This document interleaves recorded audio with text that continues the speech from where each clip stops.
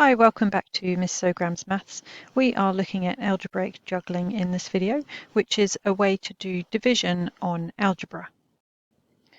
And it can help us to do things like 8x plus 10 over 2x plus 1, be able to do that like it's a division and simplify through into a different form. So I'll take you through this one as an example.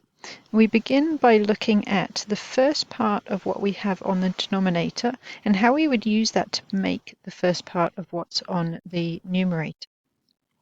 So if we had 2x at the top there, we would need to multiply it by 4 to turn it into 8x.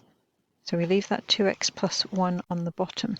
So that 2x plus 1, if we made that a factor at the top, it would create the 8x for us, but it would also give us a plus 4. So we need to take off that 4 and then add the 10 back on that was originally part of the numerator just here. So we are making equivalent things. So now if we simplify that, we would have 2x plus 1, and then minus 4 plus 10 obviously would be plus 6. Now when everything is all over a denominator like that, we can separate that into two distinct fractions. So we have over 2x plus 1 here and over 2x plus 1 there, and the 2x plus 1 will cancel like so. So we would end up with 4 plus 6 over 2x plus 1. Now let's call that example 1, and I will give you example 2. Okay, so let's continue with this one. Same method. So we are looking for what would we multiply x minus 5 by to make the first part just here. So to create 2x squared, we would need a 2 and another x. So if we multiplied out 2x and x minus 5, we would get 2x squared minus 10x. Okay, so we add the 10x back on that we didn't want and then put in the rest of this bit here. So minus 4x plus 3. Okay, now next line, we tidy things up. So we've got that over there. The plus 10 minus the 4 is going to give us a 6x and a 3. Now separate that into x minus 5 on that side and then x minus 5 over here, two different fractions now so that we can cancel through the x minus 5 there. So we're left with 2x plus 6x plus 3 over x minus 5. Now we're going to continue and do algebraic division again on this bit here, so we can keep going with this. Okay, so we'll have 2x plus, now again we start with x minus 5 as being our factor. We need a 6 at the beginning to create this 6x just here. We'll put this all over x minus 5. Now if we do this bit here of 6 times x minus 5, we'll get the 6x we want. We will also get a negative 30. So we need to add 30 back on and then put back in the 3 from over here. And then once again, we tidy up and separate things out. So we have the 6x minus 5 over x minus 5, and then plus 30 plus 3, which would be 33 over x minus 5. And we end up with 2x plus this x minus 5 cancels, so we've got a 6, and then plus 33 over x minus 5. We can't go any further with the division. We can't, for example, we can't do any more division there because x doesn't go into 33. So doing that division that we started with at the top, which was this bit just here, ends up being 2x plus 6 plus 33 over x minus 5. Now for the last example, I'm going to show you how this links into the factor and remainder theorem. So we've been asked to solve this cubic. Now at the moment you don't know how to solve cubics, but you do know factor and remainder theorem, so we can start by looking for a factor of this polynomial. So we're going to try out what numbers can go into the polynomial to give us an answer of 0.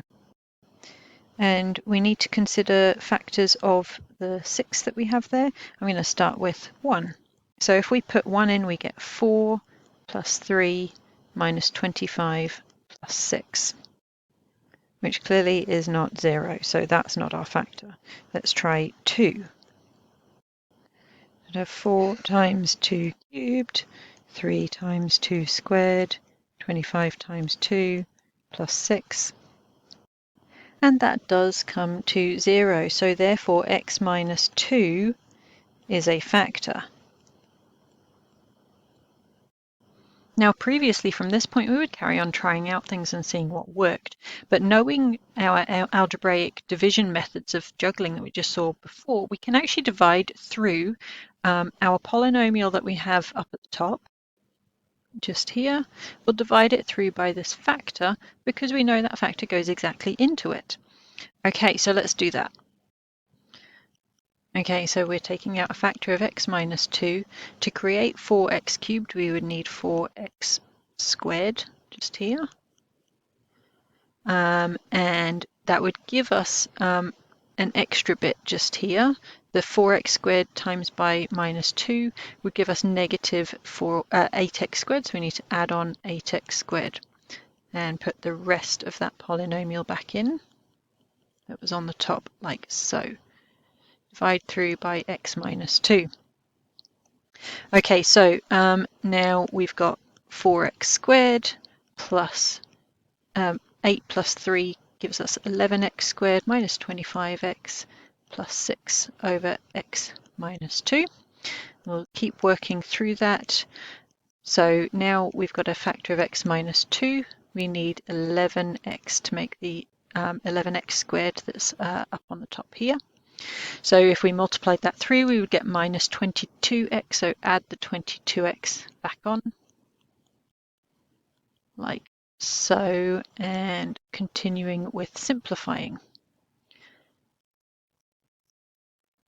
I'll just pause and jump ahead a bit. We just tidied that up. So now we have this happening. So if we've got x minus 2 and we want to make negative 3x, we need a negative 3 there. Now negative 3 times negative 2 is going to give us a 6, so take off the 6 and then add this 6 back on, and hopefully you can see where this is going now. So now if we tidy that up, we simply get 4x squared plus 11x minus 3, and then the minus 6 plus 6 obviously cancels out, so we've got nothing left to do. So now we have factorized our original polynomial from up here into x minus 2 and this other bit resulting here. Now that last bit is simply a quadratic, so we will attempt to factorize that quadratic into the two factors so we can get our two solutions from that side. So that factorizes into 4x minus 1 and x plus 3, and from there we can write down our three solutions. So from that first factor we have that x equals 2. From 4x minus 1 we have that x is a quarter. And from the last bracket we have x is minus 3. So we've successfully used algebraic division using this juggling method to help us to do that factor and remainder theorem a little easier.